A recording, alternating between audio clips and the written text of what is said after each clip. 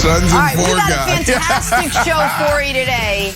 That's good. A lot to get to. Game 2 of the finals, as we mentioned tonight. Once again, all eyes on Giannis as he tries to help Milwaukee back in this series. Hey, Bucks have leaned on him all season long, and he's welcomed that pressure. He's welcomed the role of quiet superstar.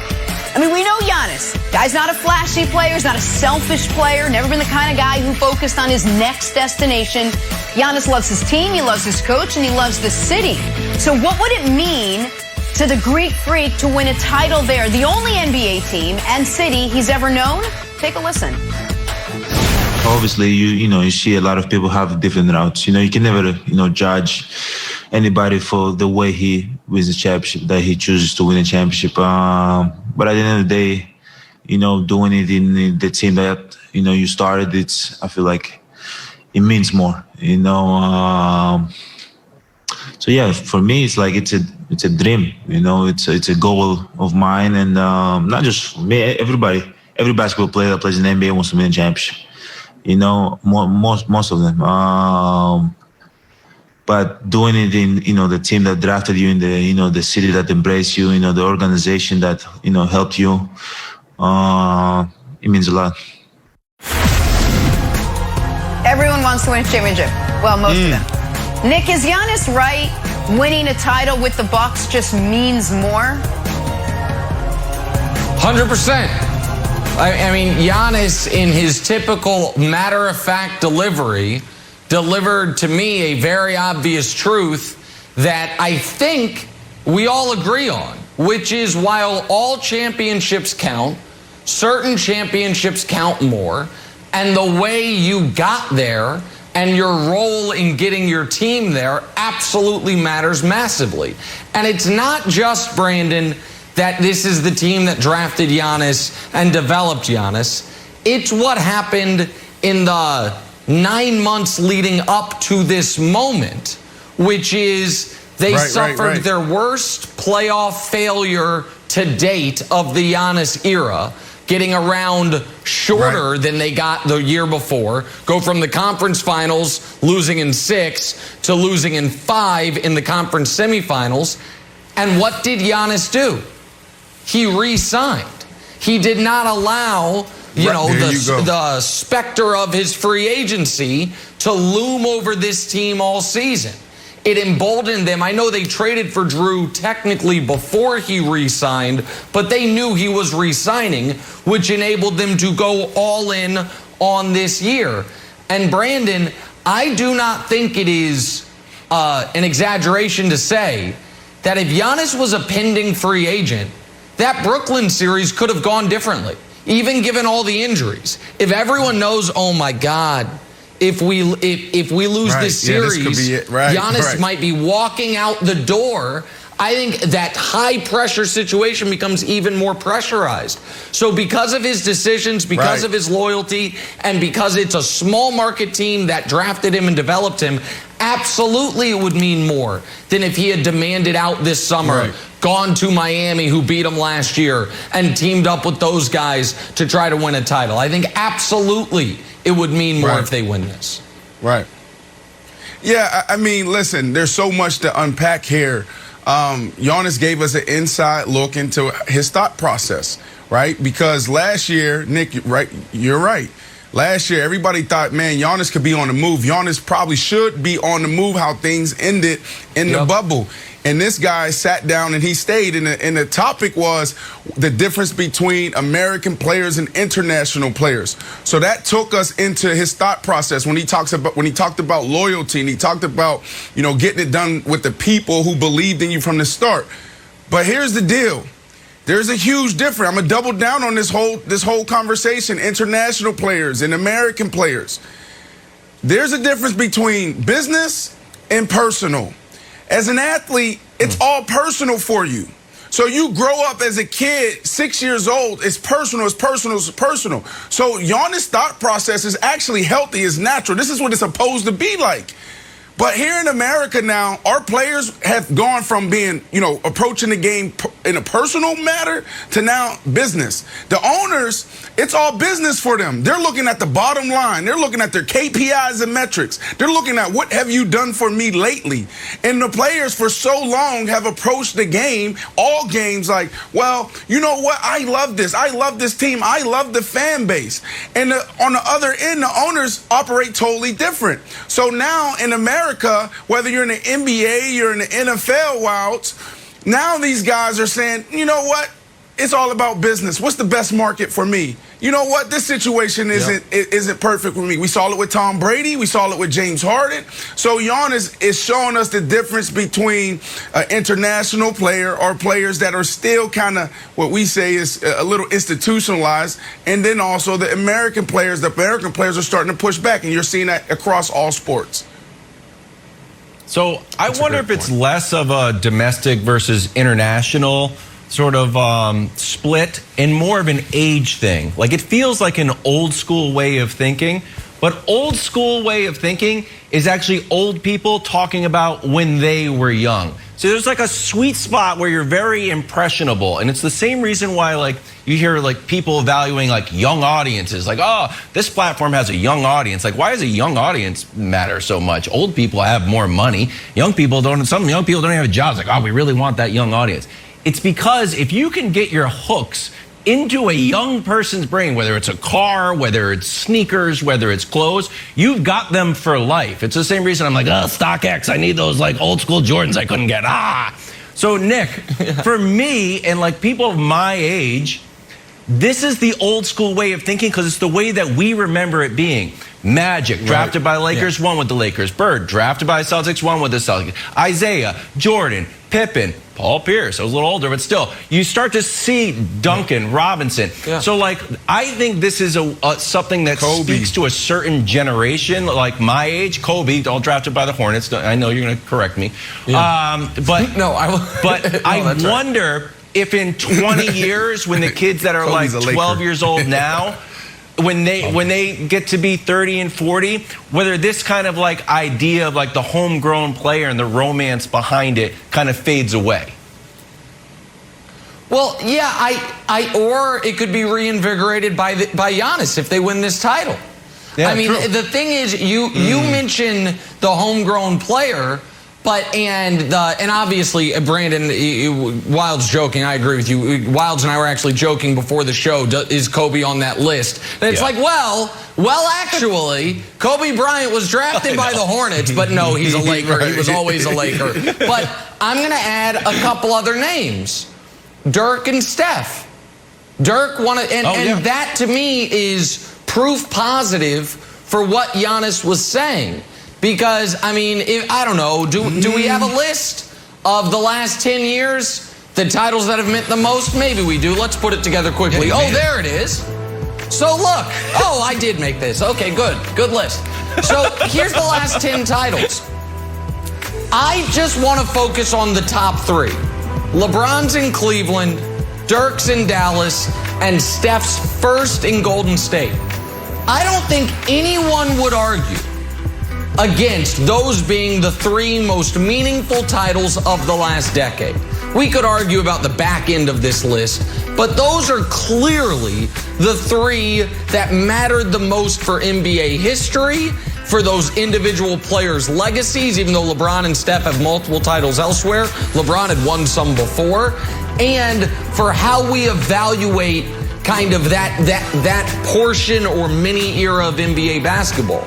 Wilds, I would argue, if Giannis and the Bucks win this title, it wedges itself right between Dirk and Steph and becomes, it's certainly in the top four.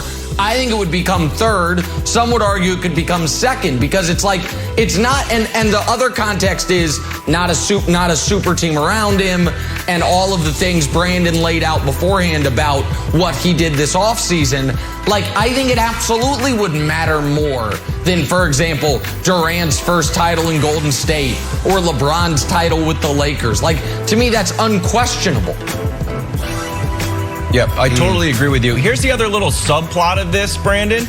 Like, Chris Middleton also drafted by the Bucks, and although they're young,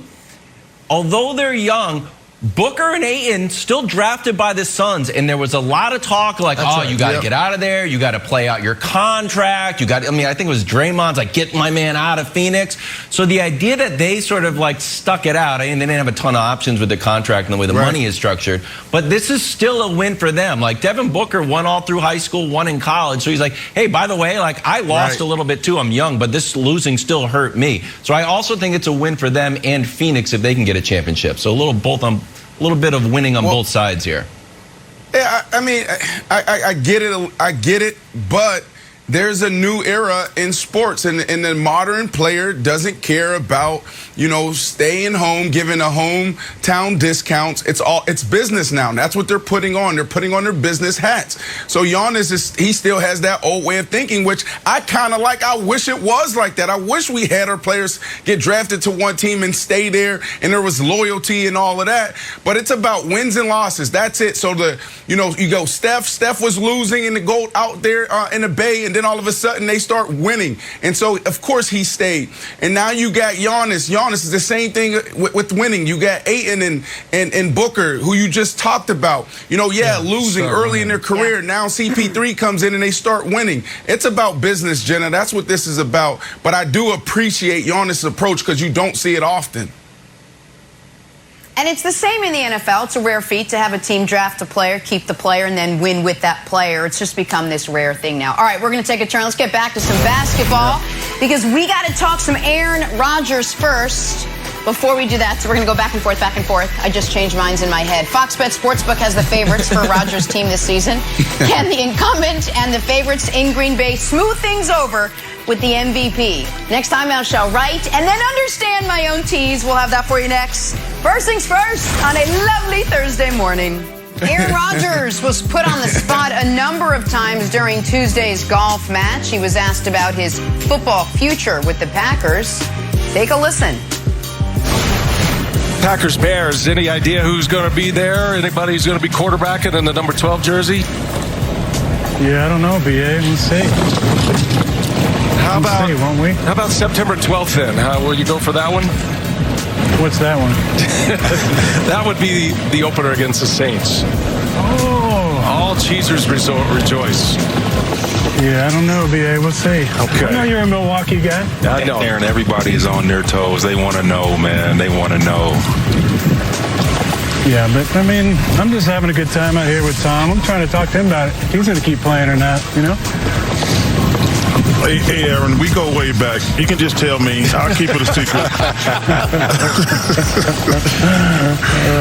Hey, I promise I will not put it anywhere. Charles, I'll tell you this week in Tahoe, right? Oh. And you can leak it.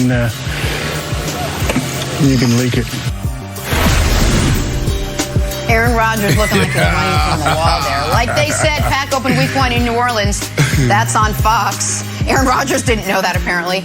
Brandon, Rodgers' answers to questions on his future in Green Bay should have Packers fans feeling blank. Man, I don't know about you guys, but that cracked me up. There was some cool little sound bites there. He tried to deflect and push it on Tom Brady. Every player knows who they're playing against in week 1. He knew September 12th. What is that? What does that mean? Every player knows who they're opening up the NFL season with. That's Aaron Rodgers being Aaron Rodgers. But look, they should feel delayed. Delayed pain. That's what this is. Aaron Rodgers isn't going anywhere now. After this year, different story. We're going to be talking about this every darn day. But right now, he's not going anywhere. We talked about this. For you to be able to move, you got to be willing to get uncomfortable. When it got uncomfortable, what happened? He called in the troops. James Jones, I threw a lot of touchdowns to you, buddy. I know you're over there on NFL Network. You do a phenomenal job over there. You dress well. I need you to do this for me. Go tell them that I really like it here. You saw James Jones say that a couple months ago. And then you also saw John Kuhn come up. Oh, radio. This was his longtime fullback. When you saw that happening, you should have known that Aaron Rodgers was there to stay right now. So, Nick, this is all just delayed pain. That's all this is. Brandon, you and I are thinking about this exactly alike. Because my answer is basically the same, just different words. I said like a farewell tour. This year is going to be Aaron Rodgers' farewell tour in Green Bay. Packer fans are going to get 8 regular season games, hopefully he's healthy, and however many home playoff games they have to, give him his standing ovations and appreciate watching him as a Packer. Because the fact that he wasn't willing to fully push the envelope this offseason, to me means, so what was this all about? It was to lay the groundwork for this to be his final year in Green Bay. So next year it won't come as a shock to Packer fans. So this, I no longer believe, Wilds, there is any realistic chance that Rodgers is not there for week 1 of this season. I also think there is almost no chance that Rodgers is there for week 1 of the 2022 season. So Packer fans should feel like this is a farewell tour. I like that. Okay. Yeah. My answer is watch the clock, because I tried to look in the past history of great QBs leaving their teams, right? So most recently we had Brady. We started to hear like Tampa Bay Bucks rumors around the Super Bowl. He signed shortly thereafter. When Peyton left the Colts, he signed with the Broncos in March. But here's why you should watch the clock. August 18th, pretty late in the NFL offseason. That's when Brett Favre signed with the Vikings. And then 3 days later, he makes his appearance at a preseason game. 3 days, like, hey, here's your jersey. They're not in this team store yet. Boom, get out there. He doesn't do well here. He goes 1 for 4, throws for 4 yards. But they did go 12-4 this year. So I'd say August 18th is the date that we're going to be looking at. I'm not ruling out that he could have a very late season move, since he's kind of oddly sort of fashioning this whole thing very Favrean. Okay. Our buddy Brandon Flowers played in that game. Odd take. Oh, that's right. Time for a little weird and wonderful from our national pastime. Shohei Ohtani. No, honestly, this guy, he did it again yesterday. Jenna. Red Sox Angels bottom 5 breaking a 2-2 tie with his 32nd home run, Brandon. He also broke Hideki Matsui's record for home runs in a season by a Japanese player. And the last time I checked, we were still in July. That is wonderful. Wow. But Kevin Wilds, what else you got for us?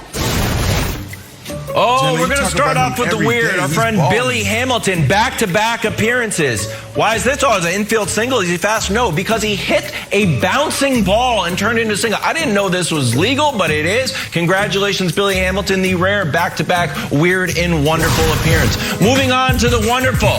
How's Kirk Cousins' cousin Jake Cousins doing? Well, I'm glad you asked. Kirk Cousins' cousin Jake Cousins pitched 1 inning and got the win against the Mets. So if you're keeping track, Kirk Cousins' cousin Jake Cousins got the win against the Mets. No news from DeMarcus Cousins. And finally, the weird. Oh, remember this guy, the old Royals firewall guy?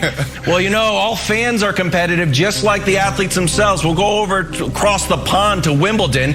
This guy's like, hey, you think a fire wallet is cool? Check out this, the floating credit card. Do-do-do-do-do-do-do-do. Buddy, cool. If you lit it on fire, even cooler. And that's the weird and the wonderful from the national pastime and Wimbledon. Jenna. Are they monetizing those wallets and cards? Let's talk tonight's NBA Finals game 2. Brandon's already trying to get back into House Athlete. Hey, do the Bucks have any chance of slowing down CP3 tonight? Here was CP3 yesterday on his mentality in these finals. Listen to this. I just feel like I got to be me. I am who I am. I did grow up as a little brother with all our friends, with my brother's friends, and them telling me I couldn't do this, you can't do that. Draft night, they said I was going to be too small, all this stuff. And you just grind. It is what it is. It ain't about my complex or whatever that is, but it's just, that's always who I've been. Whether it was when I played football, whatever it was, if you want something, you got to work for it. I think that's just the way I was brought up. Back here with NBA champ Steven Jackson setting the table for tonight's NBA Finals. Game 2, Bucks and Suns. And Stack, you saw what Chris Paul did in Game 1. Basically everything. Giannis tried to do everything for the Bucks, but their issues were mostly on defense, trying to figure out how to make adjustments, how to slow Phoenix down. Steven, you played under Bucks head coach Mike Budenholzer when he was an assistant in San Antonio. What adjustments does he have to make to go and slow down Chris Paul? Well, one, he probably needs to call Mike Brown and try to get some hints from Mike Brown. When I was in San Antonio, Bud was our offensive coach. I don't think he's too experienced on a defense and making adjustments. As we've seen, the proof is in the pudding. All playoffs, he hasn't been good at making adjustments. You have to take away what these guys do best and let these other guys beat you. If you continue to let Chris Paul get to his right hand and consistently get to his right hand every play, he's going to make plays for guys and he's going to score a lot of points. You can't have him and Devin Booker having great games and expect to beat this team. Make these other guys beat you. Yeah, these other guys can hit shots, but can they win games for you? Can they win games for the Suns? And this is the time to tell. You just got to you can't stop Chris Paul, you can't stop Devin Booker, but take away some of the things that they do every play down and just try to make it difficult. All right, Stack, these highlights we've shown, the ones we showed during Jenna's lead-in and right now, it's 8 different plays. They all have one thing in common. None of them. He's going right. Drew Holiday is Chris Paul's primary defender. That as well. Yes, going right. But I want to talk to you about Drew Holiday. Do you think, because I trust your eye more than I trust the metrics, that Drew Holiday can, if his exclusive role for game 2 is slow down, stop Chris Paul, don't worry about the offensive end, do everything you can on defense. Do you think Drew Holiday can do that? I think he's the best point guard defender in basketball, but he didn't have a lot of opportunities on Chris. In fact, he was mostly on Devin Booker, and Drew held Devin Booker to 0 for 6 shooting. Do you think that's an adjustment they should make, have Drew primarily focus on Chris, and do you think he can do it? I definitely think he can do it, and you make a great point. He wasn't on Chris at all, but the switching on the pick and rolls is too easy. Like, don't switch if you don't have to. At least try to get over these pick and rolls. The picks they're setting are not that hard where you can't get over. And then again, make Chris Paul finish at the rim. We know he can shoot, but how often does he finish at the rim? He's not a tall guy. And I would take my chances of him finishing over Drew Holiday at the rim. Stop switching when you don't have to, but you're exactly right. If they can keep Drew on him, I think it'll be a tougher night for Chris. All right, Jack, listen, Bud doesn't need to call anybody else. He just needs to call you. You were one of the great defenders when you were playing, so he just needs to call you. It seems like you got it. So that's what Bud needs to do. I don't know who you said he need to call, but just tell him to pick up the phone. I'm sure he still has your number. Here's the deal. Let me push back on you real quick, man. You know there's times where players are in the zone and there's nothing you can do about it. Whether a player goes for, you had KD. KD went for 48, 49 in the series against the Bucks. There's nothing they can do about it. There's moments, right, where it's like, yo, this is my moment. LeBron James finally stepping into himself and saying, I'm going to go be a champion. All that talk, I miss me with that. You got CP3 right now. So the question is, do the Bucks have a chance of slowing down CP3 tonight? Absolutely not, because this is his moment. So there's nothing you can do. And so I guess my question to you is, all right, the adjustments are one thing and that's cool. But when you have a guy like CP3, 6 years in the game and had so many terrible exits in the playoffs, now he's in his moment. He's in this moment right now, and there's nothing the Bucks can do. So do you think that Bud, considering that and thinking about that and looking at the all-time greats in the past where we tried to throw adjustments and different things at him, do you think that they have a chance of stopping CP3 when you consider the moment that he's in right now? Yeah, I mean,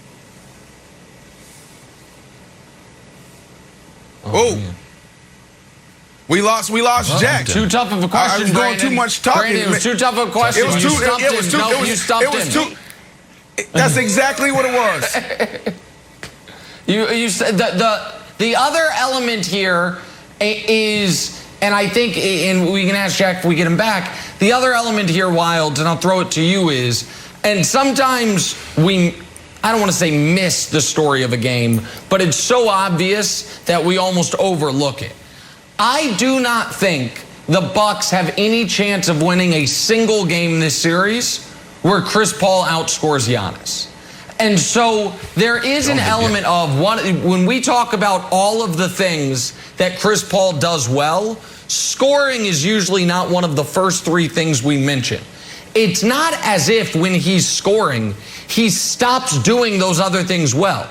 He's still an A-plus leader. He still is as careful with the ball as any point guard in the league. Brandon's done a great job pointing out when he's had these offensive explosions, he's still doing it with 0, 1, or 2 turnovers, despite having the ball in his hands the whole time. He's still getting guys involved and having high assist numbers. So I do think that in game one, we talked about the adjustments the Bucks need to make, this, that, and the third. What is also true is if Chris Paul scores 11 more points than Giannis, the Bucks are drawing dead. It's got to be the opposite. It's got to be that Giannis goes for 35 and Chris Paul's in the mid to low 20s, which is actually higher than his season average. That's still a good offensive game for Chris Paul because he does so many other things. And I do wonder, though, where do you think the priority is, Wild? If Drew Holiday is your best defender, and Drew Holiday, by the way, Dusty sent the numbers yesterday, really did shut down Devin Booker. Devin Booker was 0 for 6 on Drew Holiday and then cooked everyone else. If he can't be in two places at once. Would you deploy him on CP3 or try to say, you know what, minimize Booker as much as you can? Because Booker was the third best Sun in game one. It was Chris Paul, Ayton, and then Booker. They were successful in that regard. Chris just was explosive throughout. Yeah, I mean, if you can't clone Drew Holiday, which I don't think technology allows us to do yet, then I would keep him on Booker. Because look, Chris Paul can beat you in a million ways. Even if Drew shuts him down shooting-wise, he could still have 15 assists. Meanwhile, you could have, if we could wake up tomorrow morning and be like, wow, Booker had 50. Like, that's not out of the realm of possibility. So I would keep him probably on Booker, but still ask for more out of Drew from on the offensive end. Hey, I think we've got Stack back. I've been furiously on the line with Verizon. If we've got Stack back, can we put him in the box? If we don't have him, I'll throw it to Brandon. That is a no. Okay. Oh, he's back. Boom. Stack is back. Okay. Yeah. Stack, you said something very interesting, which seems to fly in the face of like modern analytics, right? So modern analytics is like limit threes, limit plays at the rim. And you see teams trying to do the opposite, the old like Daryl Morey, like we're going to bomb threes and we're going to get layups. You're actually saying now that, hey, you've got to take away the mid-range game from Chris Paul because he's so good and let him finish at the rim. So can you sort of elaborate on that theory a little bit about like taking away the mid-range, which was the like long two is supposed to be a good shot. And then do you think the Bucks need to change their personnel so he's not just getting open layups at the rim and you force him into some more Kyrie acrobatic shots? Name a point guard and a shooting guard that shoot better mid-range jumpers than Chris Paul and David Booker. I'll wait. You can't name two. Therefore, make Chris Paul finish at the rim. That's right. Make him. You got to understand this. You can't stop great players, but you can make it difficult and you can take away the things that they normally do. Keep Chris Paul left. Don't just switch on pick and rolls just because there's a pick there. Get over. Try to fight over the screen and stay connected. But they're dying too easy and they're falling right into the offensive scheme that Phoenix wants them to do. They want them to switch. Have Drew Holiday stick to his guy, push him left, stay connected, and see if Chris Paul. Oh no! Again, the internet went out again. Listen, he was setting me up. He was setting me up. He basically leaned into exactly what I was trying to say is you can't stop great players. So with all these adjustments and everything he's saying, it makes sense. And sometimes less is more. Like I was trying to lay him up and push back on Stack, and then I couldn't get the words out, and then the internet went out, and now it went out again. But I was going to lay him up perfectly.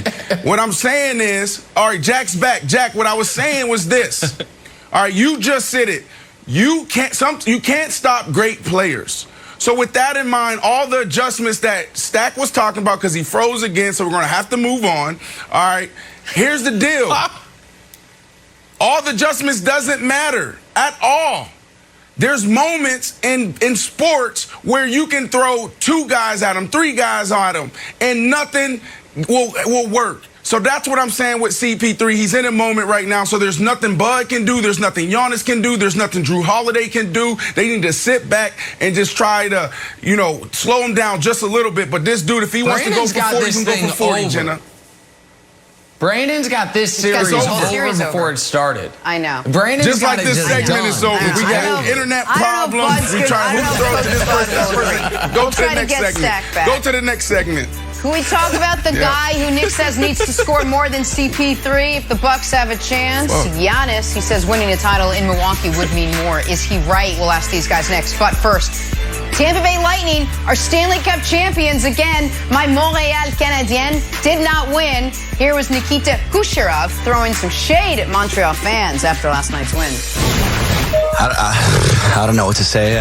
It's back-to-back, and I couldn't sleep for 3 nights. And to be able to win this game is huge. Wesley was outstanding. MVP. I was telling him every day, Wesley, you're MVP. You're the best player. And then they gave it to whatever the guy in Vegas, the Vezina. And then last year they gave Vezina to somebody else. Number one bull. Wesley took both cups. He took MVP, and I was keep telling him he's MVP. He's the guy that he's the best. He was on his head today, and he kept us in the game. And another shout out by him, remarkable. Can't even tell more. I'm so happy. I didn't want to go back to Montreal, but the fans in Montreal, come on, they acted like they won the Stanley Cup last game. Are you kidding me?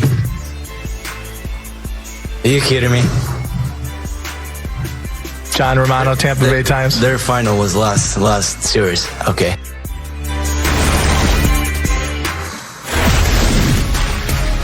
First things first, on a Thursday morning, we welcome in Chris Broussard to the conversation. Morning, Broussard. Setting the stage for tonight, Suns had their way in Game 1 with the point guard Chris Paul and Devin Booker leading the way outside. And then you got DeAndre Ayton getting it done down low. Bucks have lost Game 1 now in each of their last 3 series. Not great. So, Broussard, can Milwaukee afford to lose Game 2 tonight in Phoenix? Sure. Look, I've picked the Suns to win this series because I think they're the better team and they present some matchup problems for Milwaukee. But to write the Bucks off if they're down 0-2, that would just be wrong. We in the media and a lot of times fans, we do write teams off early in a series, and usually it's for these abstract reasons like momentum or we don't think they can mentally bounce back from a bad loss. But to the players, it's different. Each game is an individual game. And obviously they step out there thinking they're not worried about they lost the last game. They believe they can win this one. And Milwaukee has proven that they are a resilient, mentally tough team. They wanted Miami in the first round. They wanted the team that everybody said gave them matchup problems and that last year in the bubble beat them in 5, embarrassed them. They wanted them to get over that mental hurdle. Then they go to Brooklyn, which was laden with stars. They lose the first 2 games. They're down 49 in Game 2. And they come back and win 4 of the next 5 games. I understand the injury to Kyrie, but still, they won 4 of the next 5 games, including a tough Game 7 in Brooklyn. So the Bucks can bounce back. There's no doubt about it. To beat them, you're just going to have to beat them physically. They're not going to be shook. They're not going to lose heart. They're not going to give up. So, yes, they can come back from an 0-2 deficit. I totally agree with you, Broussard. And Brandon's been hammering a good point when it comes to the Clippers, actually, which was how rare the 0-2 deficits have been to come back from. The stat Brandon's had, I think, it's less than 7% chance to come back from 0-2 down. And that is true over the course of NBA history. It's also true in this postseason. Teams down 0-2 in a series are 3-5. That's like 38%. The Clippers did it twice, and the Bucks did it once. And the fact that the Bucks have already done this, and done it in a series they didn't have home court. Because the other thing about falling down 0-2, it almost assuredly means if you're going to win the series, you're going to have to win it in 7, and in this case would be a Game 7 on the road. The fact that they've already done that, to me, speaks very well to their chances of doing it again. Brandon, I know you picked the Suns in 5. When I picked the Bucks in 7, I said I thought they'd lose the first 2. Now I thought Giannis might not play the first 2. Right. So that obviously changes the math a little bit. But I don't think this is a Milwaukee team that will despair. I think Broussard's point about their mentality, we've talked a lot about Giannis saying not get too high, not get too low. I think if they fall down 0-2, they'll say, okay, this is not where we wanted to be, but we have been here before. Maybe if Giannis was fully healthy, but he's not. That knee is a big deal. That hyperextended knee is a big deal. He impacted the game on the boards, but for them to win and to win this series, he needs to drop 35 points consistently, which is easy for him when he's healthy, but he's not. Here's the deal. 35 times a team took a 2-0 lead in the NBA Finals, in Finals history. 31 of those 35 teams went on to win the title. That's almost 90%. So it's an absolute, it's a must-win tonight. If they fall back, they have no chance, Wilds. You got CP3 on the other side who's in a moment, and he's not going to let up. He's not going to let those boys not be prepared. He actually talked about that after game 1. He said, one thing about this team, we will be prepared. So now you got a team who's super smart, they're well coached, and they can play ball. Please, they have no chance if they fall 0-2. Okay, but I think the Bucks are going to come in with a little bit of a different strategy. And not saying that game 1 was a feel-out game necessarily, Broussard, but we know that Giannis is on like a low-key minutes restriction. They saw what the Bucks were doing on offense, or to attack their sort of like pick and roll, so they had to switch that up. I think they're going to come out and look very differently. I want to show you a graphic about how good the Suns are early. I think this game, the Coach Bud should put extra emphasis on winning this first quarter. The game 1, I think the Suns got the lead at like 3.5 minutes, and they never looked back. And I don't think anyone watching that game felt like, you know what? I think the Bucks are going to win. It felt like Tom Hanks and Wilson the volleyball as it just slowly drifted further and further away. It gets up to 17. Oh, Campaign hit something. Oh, you're up to 20. It comes down to 10. It never felt like they were really going to win the game. But I think this game is going to be different, Broussard, for the following reasons. One, I think they take care of the ball. They had 9 steals, the Suns did. I don't think they get that many. 2, although Nick wanted him to be meaner and more aggressive about it, the free throw discrepancy was real, and the refs are going to take notice of it. They're going to get a few more whistles. In 3, Drew Holiday will continue to play great defense on Devin Booker, but he's not going to have 10 points. We know that the Milwaukee Bucks team, front office, and fans are loyal viewers of the show. We've been harping on Drew Holiday's need to be more aggressive, and I think they'll take our advice. Well, Wiles, and I would add to that, I think Giannis will be much better. Look, we have to understand his conditioning was off. He was probably rusty. The one thing that was interesting, because physically he looked pretty close to normal, not fully 100%, but close to normal. But you didn't see the Euro step as much. So you wonder, is that related to the injury? Can he bring that back? But I do think he'll be better offensively. Let me throw this at you too, Brandon, because you brought up a lot of stats. And I understand that. But we have to realize it's a different day. And the reason we see more teams coming back from 2-0, heck, even going back to LeBron's rally from 3-1 down in 2016 against Golden State, a lot of this is because of the three-point shot.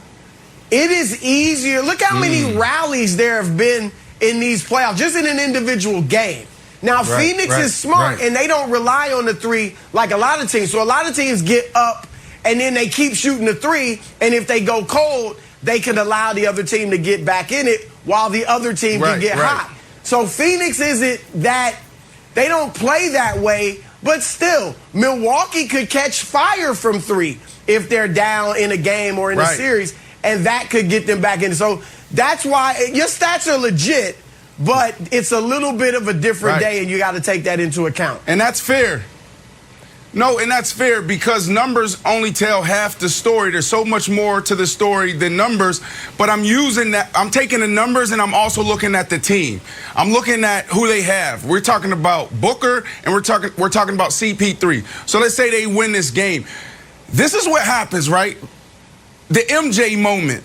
How many times have we seen a player win a title in the NBA and they're sitting in a locker room with the trophy and a stogie?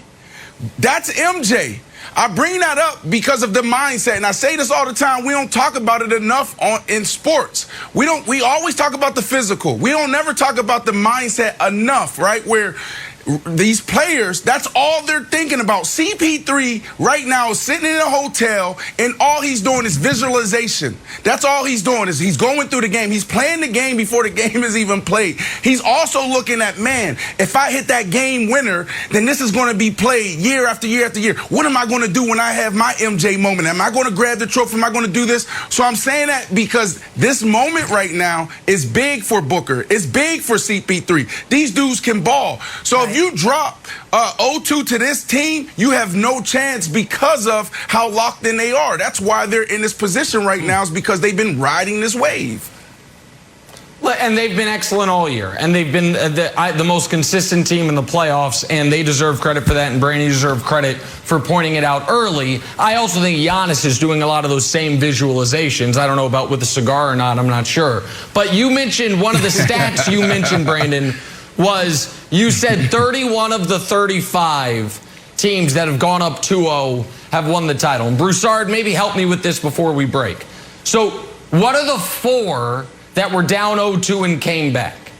So you had maybe the greatest NBA finals ever, the 69 finals, Bill Russell's final title against Jerry West, Elgin Baylor, and Wilt Chamberlain. The Celtics fell down 0-2, but they had Bill Russell, so of course they came back and won. The forgotten 77 finals with Bill Walton, they were down 0-2, then they won 4 straight against Dr. J, despite Dr. J being amazing. Maybe the most famous one that people do remember, Wade to the Mavs, fell down 0-2, then they won 4 straight. Right. There's what's the 4th one? I can't remember.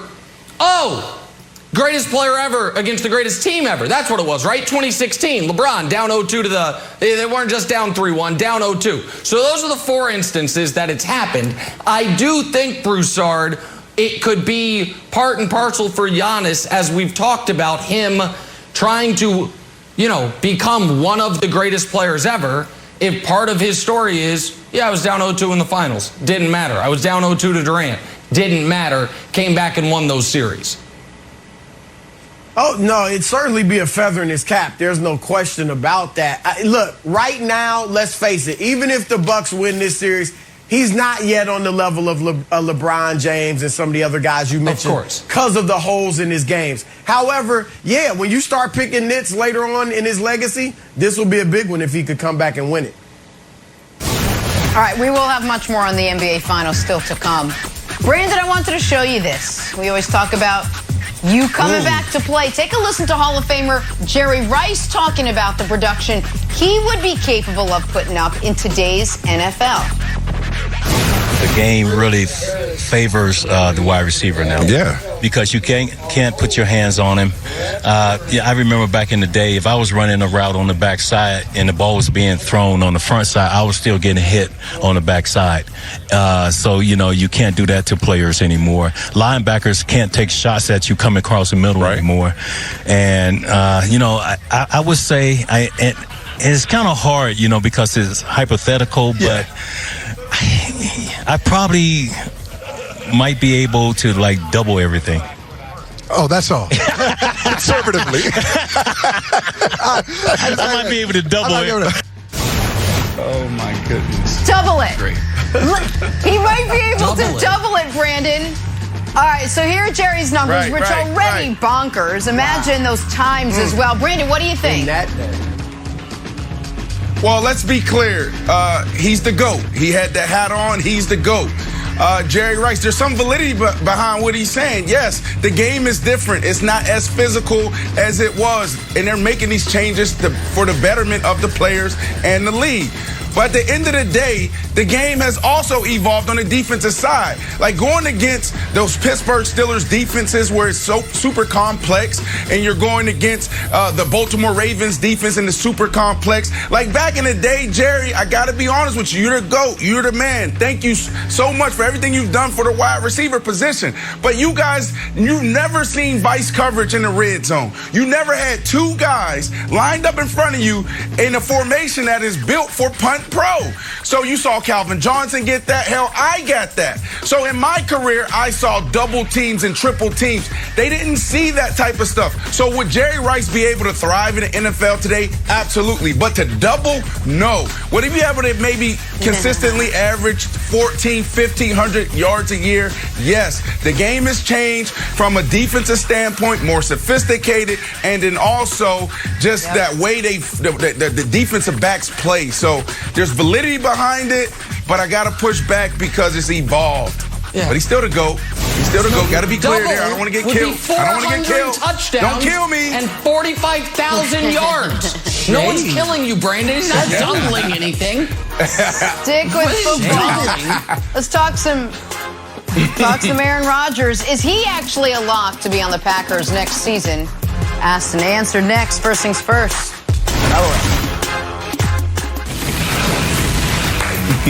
Saturday, the biggest Copa America final in history is on FS1. Hosts and defending champ Brazil taking on Argentina. In search of Lionel Messi's first major international title, coverage begins Saturday, 7 Eastern, FS1 and the Fox Sports app as always.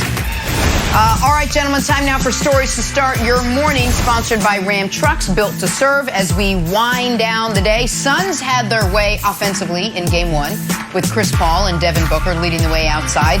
DeAndre Ayton getting it done down low. Milwaukee, they got Giannis back, still didn't stop them from losing their third straight Game 1. So, Nick, can the Bucks afford to lose another one? Can they afford to lose Game 2 tonight in Phoenix? Oh, I think they can lose Game 2 and still come back and win the series. Obviously, the goal is to get a split, and they were not particularly competitive in Game 1. Wilds pointed this out earlier. Yeah, they cut it to 7 at one point, late third, early fourth, but it felt like the Suns were in pretty full control throughout the game. But I think because we have seen this Bucks team come back from down 0-2 already this postseason. In another series, by the way, they didn't have home court advantage, so they were going to have to win a Game 7 on the road, which is exactly what they did.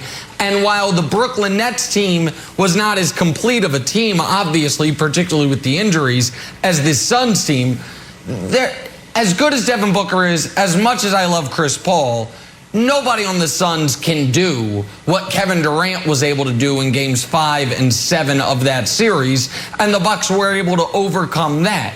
So, Brandon, to me, what would make me the most concerned for the Bucks, more so than even a loss, is if in this game they don't show some obvious and necessary adjustments. If in this game, Giannis still is limited to 34, 35 minutes. He's not listed on the injury report. There you go. He said he feels great. So, is Giannis actually amazingly somehow the bionic man and is back at full strength? Those are the things that to me, are going to be more indicative of who's going to win the series. I do think Milwaukee could win 4 out of 5 if they go down 0-2 because these first 2 games are in Phoenix, but not if it comes down, it's like, oh, they lost and Giannis could only play 32 and Chris Paul had their way with them again. That, to me, is a different circumstance than if Giannis plays 40 and, Booker goes off and the Suns win by 4. There's 2 different kind of ways to look at a potential Bucks loss this evening. Yeah, and I'm just going to break it down just in 1 or 2 ways, man. Giannis, if he was healthy, Nick, then this conversation's different. This dude, you highlighted, I believe, Monday, what he's been doing through this playoffs. Yeah. I think the only person to do that, I think you compared him to Shaquille O'Neal, right? 30 points, 15 rebounds or something insane like that. He's not healthy. Did he impact the game on the boards? Absolutely. Wow, 17 rebounds. But he only had 20 points. For them to get it done against this team, You need to see Giannis 30, 35 points, 40-point nights. But that's not going to happen.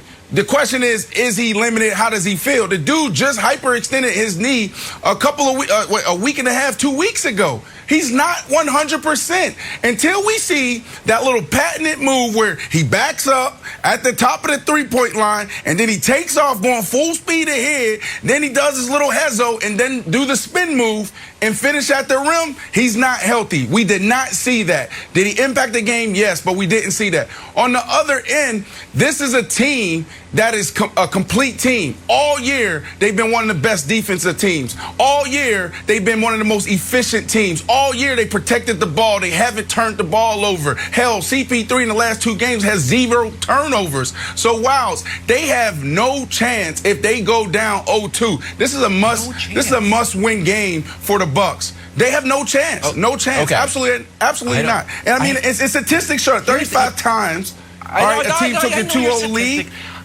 Okay. Here's the problem, Brandon. I'm in a tough spot because I totally disagree with you, and at the same time, gosh darn it, you've been right for most of these playoffs. So I'm stuck between a rock and a hard place because you have made some great calls. So now I'm saying, they have no chance. I'm like, gosh darn it, he is right a lot. All right, I do think there's going to be enough adjustments, specifically these 2 things, Nick. We know that Giannis has played 35 minutes. We know he's going to probably play 40 minutes. And you said he was +1 when he's on the floor. So just more Giannis equals better performance from the Bucks. Reason number 2, Drew Holiday was too passive when I want to see Hawks Drew Holiday when Giannis was out. Scored 25 points, 27 points, took 20 shots a game. Last game, he only took 14 shots, had 10 points. We're going to see a more aggressive Drew Holiday. The only thing to be worried about, talk about the roller coaster of a series. Jay Crowder has been like, once he goes cold, all of a sudden he can get hot again. He was very cold last game. So you got to be careful that Jay Crowder doesn't heat up and kill you. Keep Chris Paul in check. Keep Devin Booker in check. Don't let DeAndre Ayton dominate the paint and grab nearly 20 rebounds. And I think the Bucks win this one. That's a lot of adjustments, Wilds. It's a lot of adjustments. It is a lot of adjustments. Called me. And Jay Crowder, listen, I think part of what happened with Jay Crowder was, even if Giannis wasn't 100%, Jay Crowder was focused on the defensive end and expending most of his energy on the defensive end and was impactful despite only having the 1 point. And everybody knows how much I love Chris Paul, and I've been on this seemingly one-man campaign that he should have been the MVP that I simply won't give up. With that said, it has been literally years since Chris Paul had 3 consecutive explosive offensive games. Right. I do not think Chris Paul is going to go for 30-plus again. He went for 40 in the final game against the Clippers. He was marvelous in the final 3 quarters of Game 1 against the Bucks. I think it is more likely Chris Paul has a 15-point game than a 35-point game. Now, listen, I do think this might be his moment, like Brandon's saying, but it's also Giannis's moment. They're kind of sharing the moment.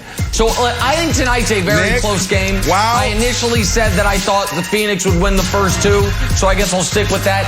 But I think Milwaukee can definitely win tonight. Jump in, Brandon. There's 90% chance they win the series if they win the night. Undisputed, stars.